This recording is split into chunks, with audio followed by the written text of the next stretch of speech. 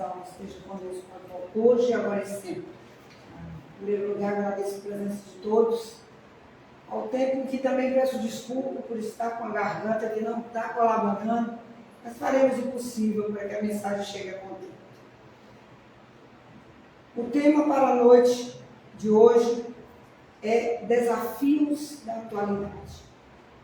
Meditando sobre esse tema, ficamos a imaginar que muitos são os desafios que encontramos no nosso dia a dia, na nossa atualidade.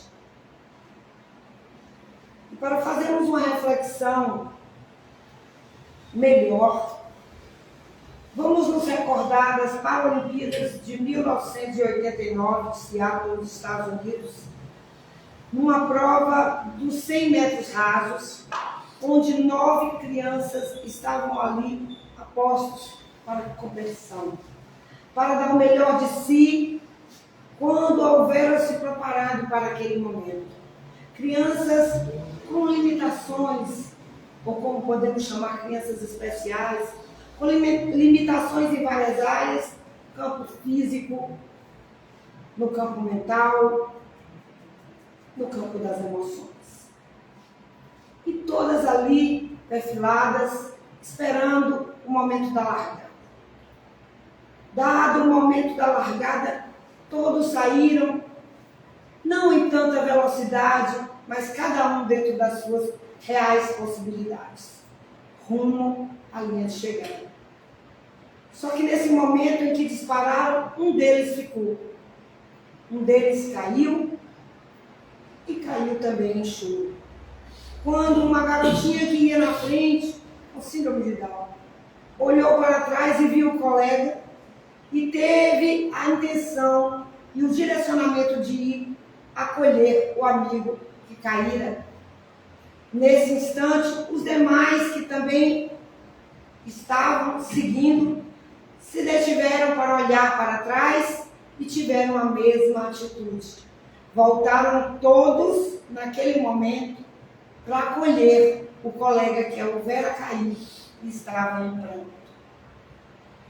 Todos ergueram o garoto, deram as mãos e caminharam juntos em direção à linha de chegada.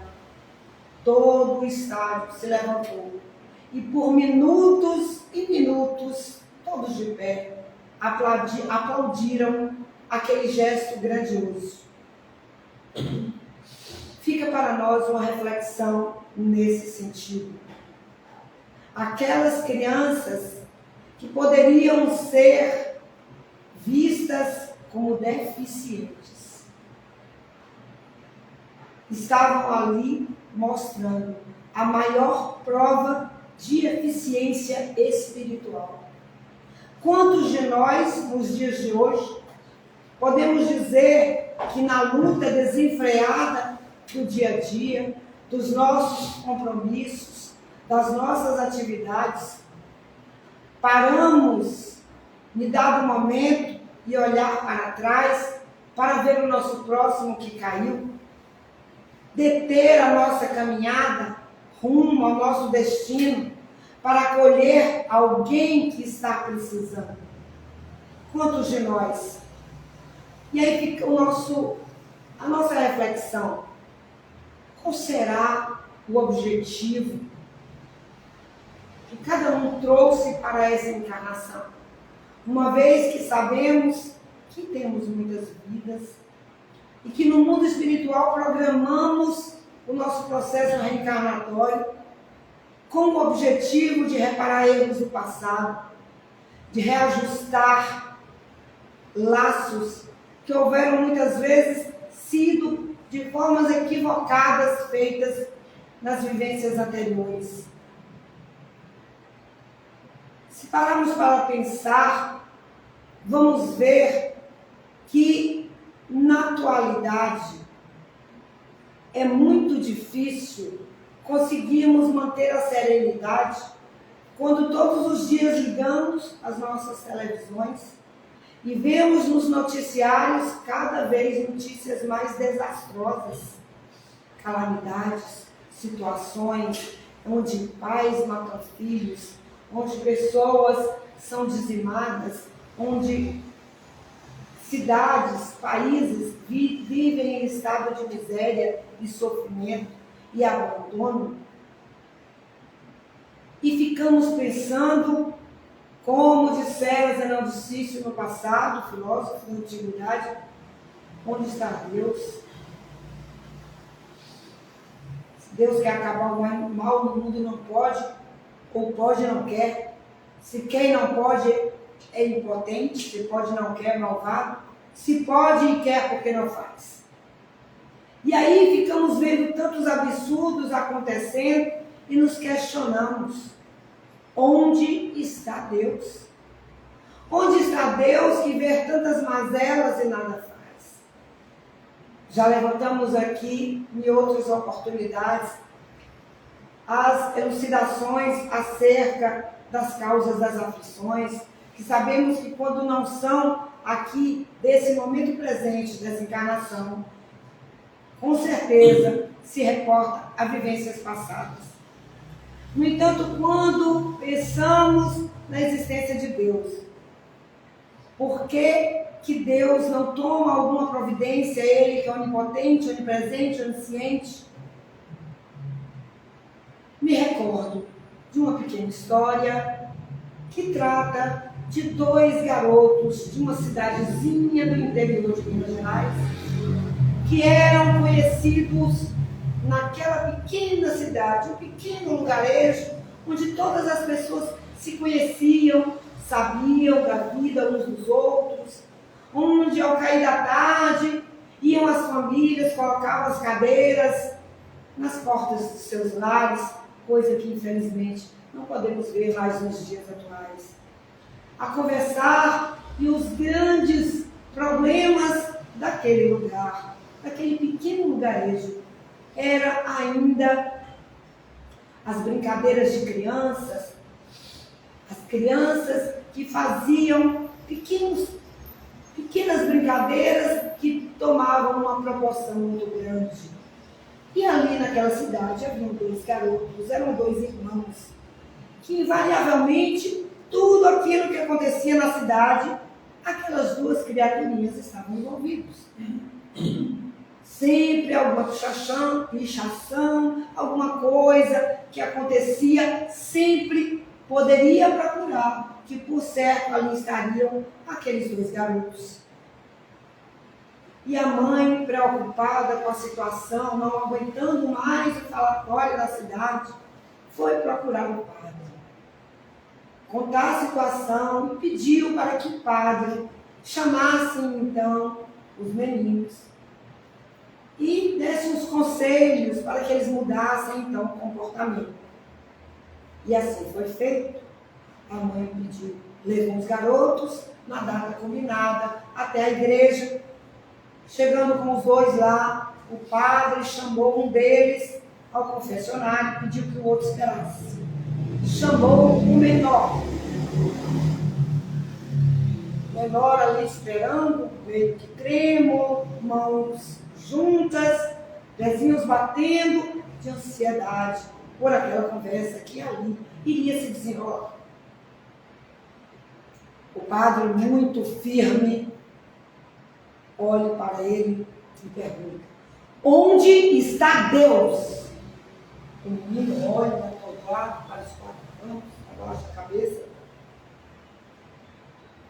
O padre mais uma vez impõe a voz: eu estou lhe perguntando, onde está Deus? Ele abaixa a cabeça, ainda mais descontrolado, mãos trêmulas, suando frio. Na última vez, o padre pergunta, ainda mais irritado: onde está Deus? Não deu tempo. O garoto saiu desabalado da carreira, correndo, desesperado, encontrou com o irmão. Mano, estamos perdidos. Dessa vez, não tem jeito para nós. Deus sumiu e o padre acha que fomos nós. Olhem que essa história interessante serve para nós entendermos o quanto somos infantis, porque não é difícil fazer aí uma correlação dessa pequena história com nós, na nossa infância espiritual. A nossa infância espiritual que nos leva a achar que Deus desapareceu, que Deus não está conosco, que estamos num barco à deriva, à tempestade, aos ventos, e que nós não estamos guiados, quando na realidade Jesus está no leme dessa embarcação maravilhosa. Esqueçamos por um momento que somos espíritas, que temos consciência da lei de causa e efeito, ou lei de retorno, como queremos chamar. Esqueçamos por um momento da destinação da Terra no atual momento, que está passando por um processo de saída de mundo de provas e expiações para mundo de regeneração. Esqueçamos por isso. Vamos apenas olhar de fora. Não somos espíritas e não temos essa consciência, e vamos olhar de fora. Olhando de fora, sem a consciência sequer da existência de um Pai maior que tudo rege, não seria uma forma de entender de que está tudo fora do lugar, que está tudo perdido, que estamos caminhando cada vez para um abismo mais profundo? Muitas vezes olhamos os tempos de outrora e falamos, mas não tem mais como antigamente, não é mais assim, não existem mais casamentos como os de antigamente, não existem mais pais como antigamente, e ficamos aí a lamentar essas situações, quando na realidade vamos entender que as coisas se modificam e têm uma razão de ser. Vem Joana de Anjos, pela psicografia de Divaldo Pereira Franco, nos dizer que nunca houve tanto amor sobre a Terra. E ficamos em dúvidas, como nunca houve tanto amor sobre a Terra? Na realidade, se tivermos realmente uma capacidade investigativa e nos embrenharmos na história, vamos verificar que os livros de história, se pudéssemos torcer, sairia sangue. Quando homens eram jogados às feras para serem devorados, assistidos em um coliseu por um sem número de pessoas que aplaudiam como simplesmente um esporte. Outros que eram arrastados pelas bigas, pelos soldados romanos em seus cavalos, corpos eram ali destroçados, e a população e toda a turba aplaudia. Hoje vemos coisas talvez semelhantes. Diz uma música da minha cidade natal que os novos estádios são os antigos coliseus, os anfiteatros do século atual. E nós vamos ver que neste mundo também tem as atrocidades, só que a maior parte da população já vê com olhos diferentes. A gente já fica indignado, a gente não se conforma, a gente se revolta, a gente se entra em conflito, até interno. Em vez de Joana de Ângeles, a nos dizer que o ser em evolução sofre conflitos. Quando não estamos mais aceitando isso, estamos evoluindo. Porque aquela população de outrora, que batia palmas para esses horrores, agora já fica indignado, agora já grita por direitos humanos, já fazem campanhas, já tem grupos que se mobilizam. Portanto, podemos entender que já houve uma mudança. No entanto, não podemos desconsiderar que vivemos uma crise. dos muitos desafios da atualidade, vivemos crises. E as crises que se instalam em todos os campos da nossa existência. Segundo os estudos filosóficos, uma crise se instala quando o modelo antigo não funciona mais e o novo ainda não está adequado, ainda não está pronto. Podemos entender isso muito bem com a educação dos pais de outrora, que muitas coisas positivas tinham, e com a mudança dos tempos algumas coisas mudaram, mas também tinham coisas negativas. Tinha o rigor das penas, dos castigos, muitas vezes físicos e até desumanos, porque só se entendia assim. O tempo mudou, aquele modelo antigo já não servia mais, implementaram um outro modelo. Hoje, impera-se um modelo onde os pais perderam o status de pais, na intenção de estarem mais próximos dos seus filhos, porque não eram antigamente com seus pais, resolveram mudar toda a dinâmica. E aí eu não posso deixar de citar o nosso colega Rossano, que nos fala que somos a geração Coca-Cola. Nós, pais, do momento, somos a geração Coca-Cola. Somos aqueles que tiveram os pais castradores. Os pais que, quando chegava uma visita em casa, o filho não podia sequer intrometer na conversa, dar um palpite. Bastava um rabo de olho e a gente já entendia tudo. Aqueles pais que nos determinavam hora para assistir televisão, hora para parar, hora para ler, hora para fazer os exercícios. Tínhamos normas e regras para tudo. E aquelas frases das nossas mães que diziam: você não é todo mundo. Se eu for aí e encontrar o que você está procurando, eu vou esfregar a sua cara. Eram essas as coisas que nós ouvíamos. E ficamos um pouco indignados. Hoje, como pais, mudamos a dinâmica. Não, meus filhos não vão passar pelo que eu passei. Meus filhos não vão sofrer nas minhas mãos o que eu sofri. Vou ter mais liberdade, vou ser mais amiga, vou ser mais parceira.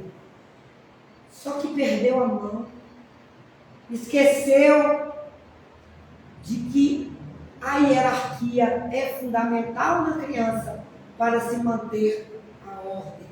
A disciplina é necessária. Ou como diria na Bíblia, a vara e o cajado me consolam.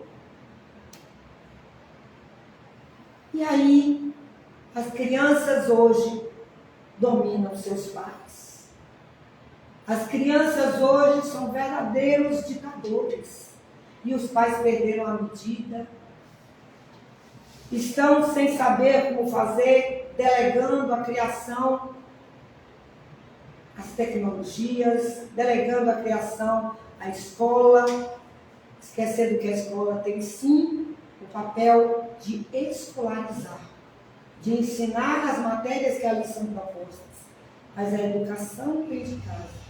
Estamos muito preocupados na atualidade em deixar um mundo melhor para os nossos filhos, para os nossos netos.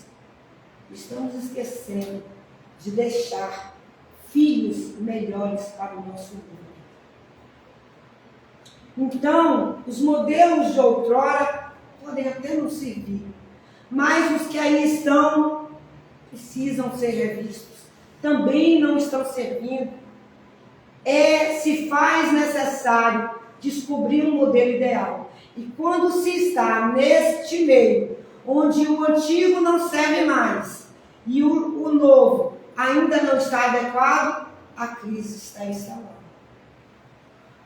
E trazemos isso para todas as nossas áreas de relacionamentos. relacionamentos interpessoais, os relacionamentos dos casais, onde as mulheres eram apenas objetos, estavam apenas para servir os seus maridos, saíam do controle paterno e iam para o controle do marido. Do famoso, como dizia na novela Gabriela, vá se lavar que hoje eu vou lhe usar. E assim eram as mulheres podadas, não tinham condições, saíam do controle dos seus pais, iam do controle dos seus maridos e se colocavam apenas numa posição submissa. O tempo passou, revoluções surgiram, fabulosas, necessárias, mas nesse meio tempo houve algumas desvirtuações do que seria a proposta original de emancipação feminina necessária, de direitos iguais necessários. As coisas se perderam nesse meio tempo e também os relacionamentos estão hoje, como diziam antigamente, os casamentos de antigamente duravam mais.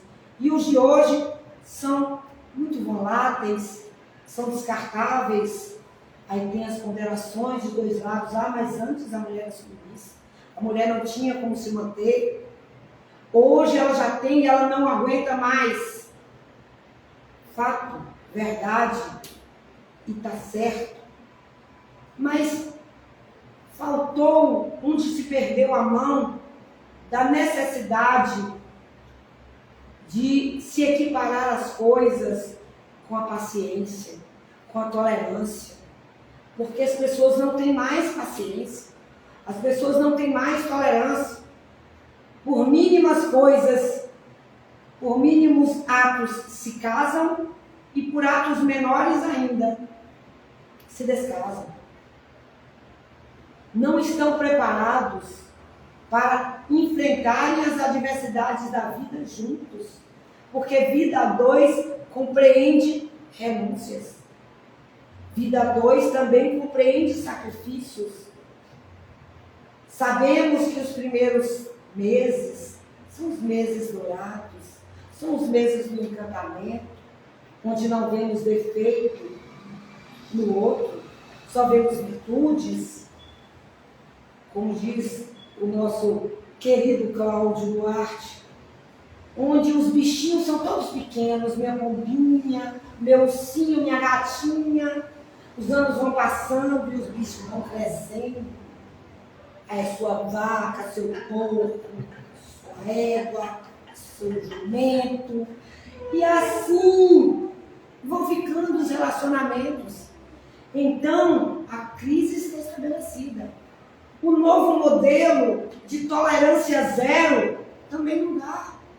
Precisamos encontrar um caminho onde vão poder se equilibrar numa balança de amor, de cumplicidade. Porque o amor não é mais a paixão avassaladora, aquela que tira o fôlego, aquela que faz tremer as pernas da sua dor. O nome disso é ansiedade.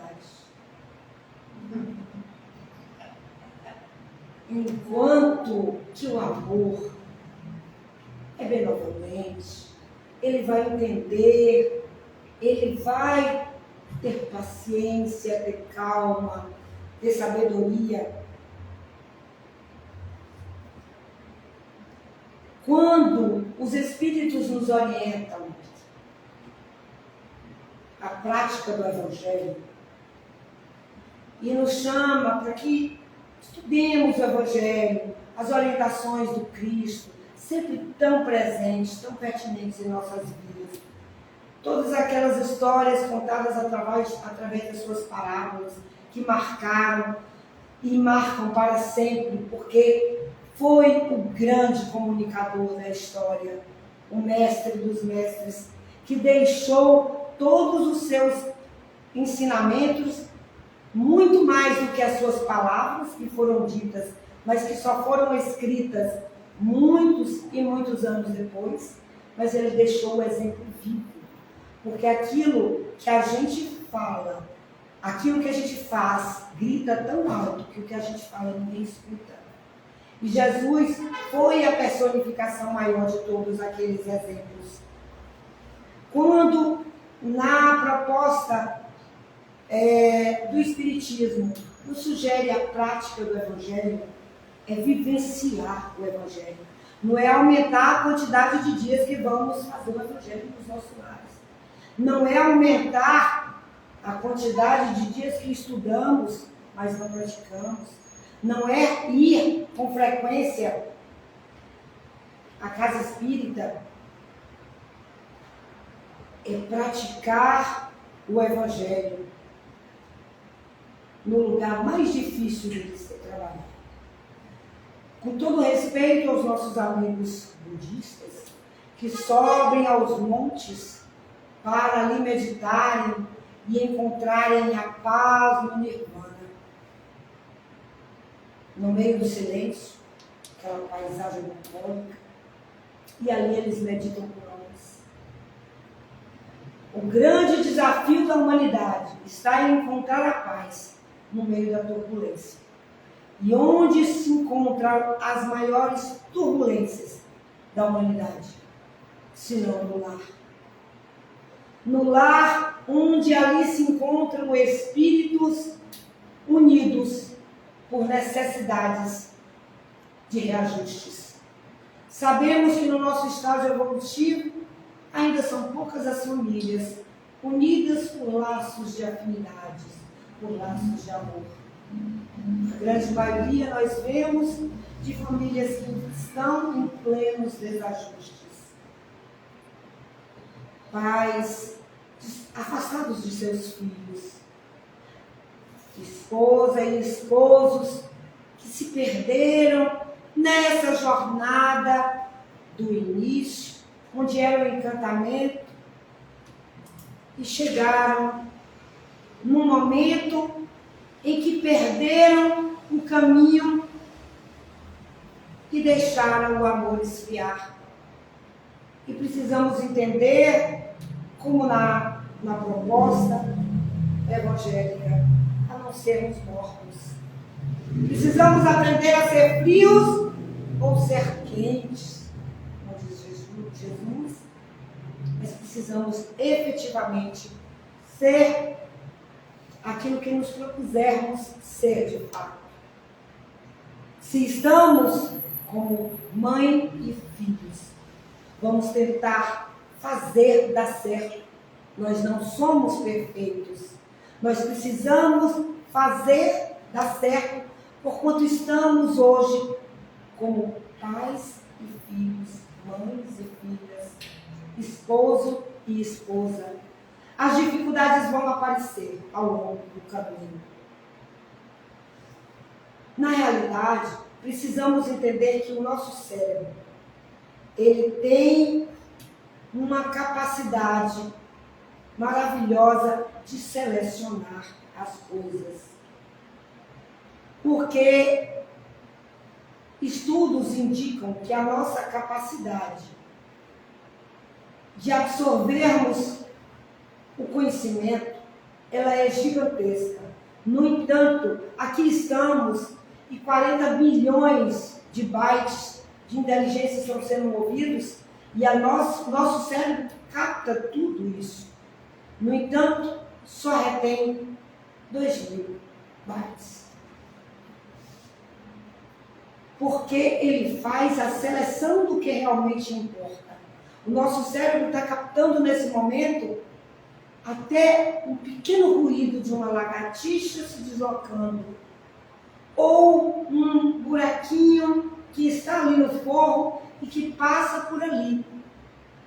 Um pequeno movimento do ar que faz um breve movimento. O nosso cérebro capta tudo, mas ele tem capacidade seletiva e ele sabe selecionar apenas e reter apenas aquilo que importa. No entanto, o nosso cérebro também tem a capacidade de enganar-nos. Nós somos facilmente enganados pelo nosso cérebro. Não sei se vocês viram essa reportagem que eu estava vendo agora há pouco, na Gazeta, falando de uma mãe. E aqui eu chamo a atenção de todos para esse detalhe. Uma mãe que estava com sua criança que houvera acabado de dar à luz. Numa situação de muito sofrimento, sem nada para comer, deram a luz ali, sozinha, abandonada, sem nada em casa. Acho que aqui no interior de Alagoas. Estava numa situação lamentável, numa casa que sequer tinha forro, em alguns lugares a telha caída, local fétido, onde não tinha banheiro, não tinha alimento, não tinha nada, e ali era a luz daquela criança. E a um dado instante, cansada, adormeceu, com a criança nos braços. Depois de alguns minutos, acordou atordoada, sangue por toda parte. E ela viu um barulho vindo da direção daquilo que poderia ser a cozinha. E naquele instante, um barulho se fez. Pronto, agora podem respirar. Respiraram? Essa história é simplesmente uma história que eu acabei de inventar. Essa mulher não existe, está tudo bem. Essa criança não existe, não existiu sangue, não existiu nada. Mas eu posso garantir que nesse momento em que eu narrava, muitos de vocês tentaram na tela mental visualizar essa cena. Visualizar essa mãe, visualizar essa criança, visualizar toda essa cena. Olhem como o nosso cérebro é facilmente enganado. A gente plasma na tela mental aquilo que nos é passado. E a gente consegue ter aquela emoção daquela situação. E é por isso que precisamos estar atentos para as armadilhas que muitas vezes podem nos levar à depressão, às tentativas de suicídio. Porque acreditamos facilmente, assim como nessa história, quando alguém vem nos dizer que não somos capazes, quando alguém vem nos dizer que nós não vamos conseguir, que somos inferiores, que não temos nada, que não somos nada. Você não tem nada na vida, você não é ninguém na vida. E muitas vezes vamos acreditando e tomamos para nós isso como uma realidade inequívoca. E começamos a acreditar que somos fracos, incapazes, feios, incompetentes, que não vamos conseguir.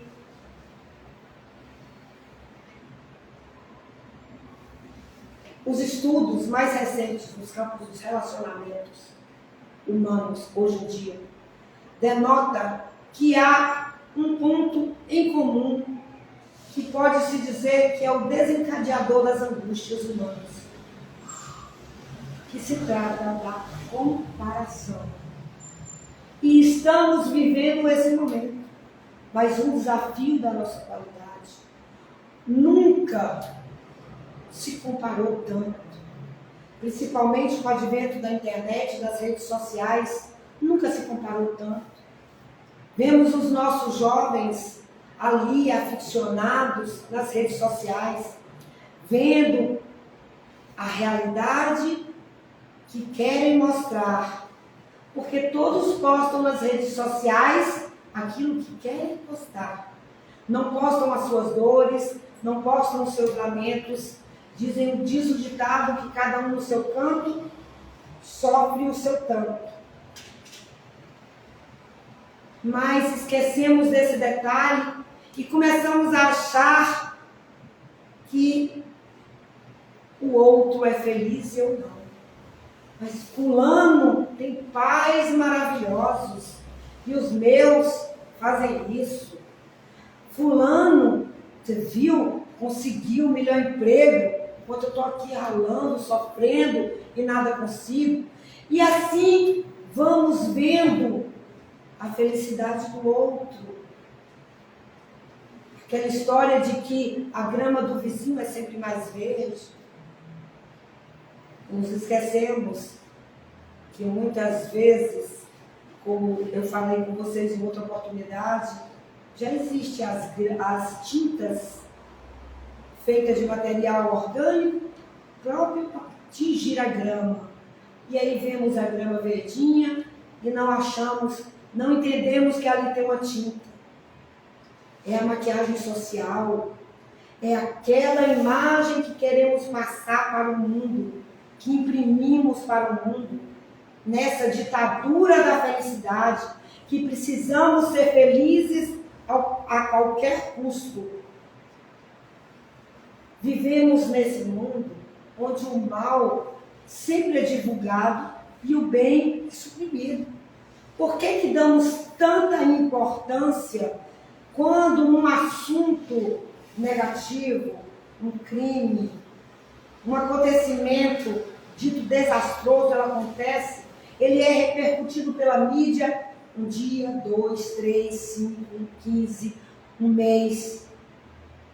E aquilo fica criando uma aura negativa, onde a gente começa a imaginar que realmente só tem coisa mal, só tem coisa ruim no mundo. E não é raro observarmos que quando acontece um crime, numa determinada situação, e que aquilo ficou se repercutindo muitas vezes, com pouco tempo você começa a escutar situações semelhantes ocorrendo naquela mesma faixa de tempo. Ou aconteceu um caso semelhante a esse em tal lugar e outro em tal lugar. Vai criando aquela aura, porque nós somos, sim, induzidos o tempo inteiro, sugestionados por encarnados e encarnados. Estamos chamando para junto de nós pessoas e espíritos na mesma sintonia vibratória. Quando vibramos os crimes, quando vibramos as coisas negativas, elas vão criando uma aura psíquica que vai fazendo com que espíritos destinados àquilo, ainda voltados ao mal, encontrem sintonias e encarnados que estão naquele mesmo processo. E as coisas começam a acontecer e nós não sabemos que somos nós emitindo isso. Quando na realidade temos tantas coisas boas para divulgar, temos tantas coisas boas para espalhar, temos tantas ONGs hoje que trabalham nas causas do bem, temos anônimos que vão levar alimento àqueles que passam fome, temos pessoas destinadas a acolher o próximo, a tratar das suas mazelas, das suas dificuldades, dos seus vícios. Por que isso não traz mais alento? Por que isso não traz mais esperança para a humanidade? Porque o mal tem gritado muito alto. E precisamos entender que o mal brada porque o bem não se movimenta. Precisamos fazer o bem agir, e o bem está dentro de nós. Precisamos fazer com que ele encontre ressonância em cada um de nós da forma mais bela, porque Jesus deixou os seus exemplos, Jesus deixou a sua mensagem, Enquanto entendermos que as crises existem, os desafios estão aí, mas precisamos sim empreender esforços. A partir do momento que olharmos o nosso próximo, olharmos a nossa mãe, o nosso irmão difícil, o nosso companheiro de jornada, que muitas vezes a vontade é de jogar tudo para cima, mas precisamos olhar para trás, olhar para aquele início, aquele momento do encantamento e entender que teve coisas boas que me fez ligar aquele ser. E sabemos que não estamos ligados a ninguém por improviso, que no mundo espiritual não existe improviso, que nós estamos ligados àqueles seres. Vivemos muitas vezes, estamos com as pessoas certas para ajustarmos os nossos corações e resolvermos os nossos problemas. Na reencarnação, ninguém erra de endereço. Não estamos no endereço errado. Não estamos com as pessoas erradas. Nós estamos com as pessoas certas para ajustarmos os nossos corações.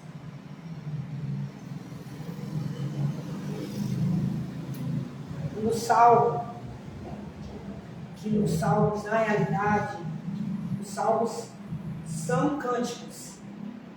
E Davi, tentando entender Deus, pela sua perspectiva ainda de pastor de ovelhas, fizeram aí o que podemos chamar de uma ancoragem psicológica.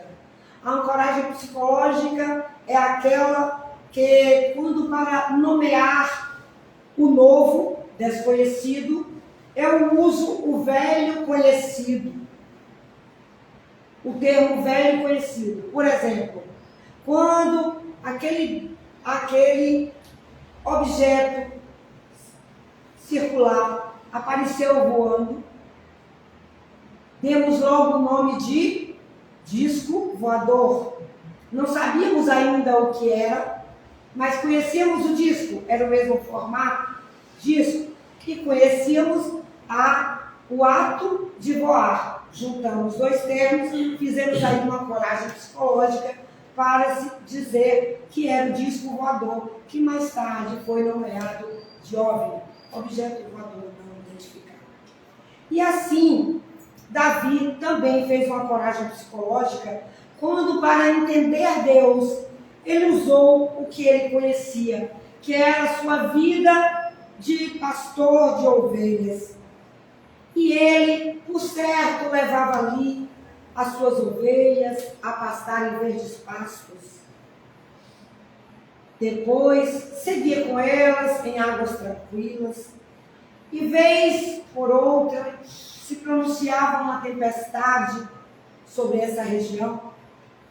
E para poupar as ovelhas, ele tomava um atalho que tinha duas montanhas muito altas, mas que ficavam próximas, e que elas faziam sombra uma sobre a outra, e naquele vale que ali ficava, onde era muito usado algumas vezes como um atalho, ali só tinha o sol no meio-dia, e ali era um vale, e que por essa característica de ficar muito meio que nas sombras, sempre havia ali assaltos, os chamados latrocínios, que é roubo seguido de morte. Então, ali foi dado o nome de Vale da Sombra da Morte. E fazendo aquele raciocínio ali, nessa ancoragem psicológica, Davi teve um insight e soltou o salmo muito belo. O Senhor é meu pastor, nada me faltará. Me fará andar em verdes pastos, e minha alma levará para águas tranquilas. E ainda que eu ande pela sombra do vale da morte, não temerei mal algum. Porque o Pai que não desiste, Ele está comigo. É o Pai amoroso, é Deus, sua infinita bondade paterna, que nunca nos abandona. Mas o salmo continua, porque tua vara e o teu cajado me consolam. Hoje estava tão bom, né? Coisa do verde espaço, da água tranquila. Aí vem uma vara e um cajado. Mas será por que vem a vara e o cajado? A vara e o cajado é a disciplina. É o que é necessário. Porque será que um pastor de ovelha, na hora que vê as ovelhas ali indo para cair no precipício, ele faz o que com a ovelha? Será que ele faz uma terapia? Minha filha, não vá não. Não vá por aí não, porque aí você vai cair. Você vai cair, você vai morrer. Não. O que é que o pastor faz? Ele pega a ovelha e puxa abruptamente. Como nós pais. Quando aquele pequeno está lá com o grampo, brincando na mão, e vai se dirigindo para tomar, você vai falar o quê? Minha filhinha, não faça assim não, porque aí você vai colocar aí, você vai ter um choque, você vai morrer, mamãe vai chorar. Você não faz isso. O que é que você faz, como mãe, como pai? Pega abruptamente e puxa. Se puder dar um grito, você dá um grito. A criança, o que é que acontece? Ela chora. Ela sente a dor. Mas é a dor necessária. Porque foi a dor para salvar. Foi a dor que retirou de um mal maior. E por isso que muitas vezes, na nossa vida, as dores se apresentam. Dores do corpo, dores da alma, dores que nos visitam em forma de uma doença do corpo físico, para nos sacudirem, para nos acordarem para as verdades inequívocas da alma. E tem pessoas que ainda com essas dores do corpo, ainda com as dores causadas pelas enfermidades, ainda assim não conseguem despertar. Espíritos tão endurecidos, tão empedernidos, que ainda não conseguem. E ficamos a imaginar quantas encarnações ainda terá que vir. E em quais situações ainda mais dolorosas. Porque a dor liberta. Mas as pessoas não querem sentir dor. Infelizmente, nós não estamos no estágio ainda evolutivo de crescermos pelo amor. Ainda crescemos pela dor. Isso me lembra, certa feita, uma conversa tendo com uma cunhada muito engraçada, e que eu falava com ela sobre essa questão. Eu falei assim: Gorete, doença no corpo físico é tratamento de beleza para o espírito. E ela me disse assim: deixa para lá, eu prefiro chegar lá em cima toda. Quantos de nós não estamos chegando todos tortos no mundo espiritual? Quantos de nós? Então, precisamos entender que dessa angústia humana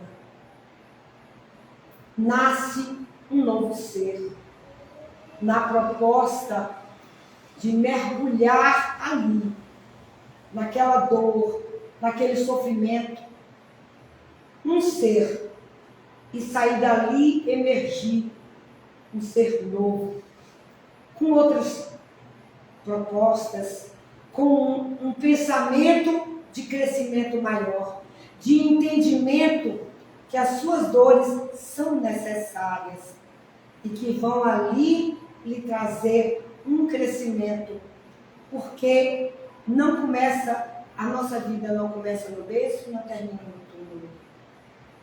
Que ainda vamos cantar muitos cânticos mais belos, e que nessa passagem da terra, de mundo de provas e expiações para mundo de regeneração, ainda haveremos de cantar e aprendamos definitivamente que todos sofrem, porque cada um, como dizia Caetano, sabe a dor e a delícia de ser o que é. Sejamos o que somos, a proposta de nos melhorarmos a cada dia.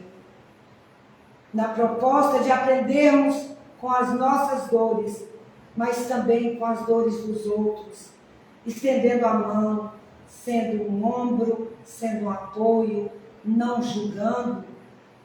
Não julgueis para não serem julgados, porque todos nós temos as nossas limitações. Sigamos o exemplo do Cristo, sempre em estender a mão, de sermos o consolo necessário para todos os momentos. E com certeza encontraremos assim o caminho da felicidade, ainda que limitada às nossas reais possibilidades. Que Deus nos acompanhe e que a felicidade também seja uma realidade em todos os dias da nossa existência.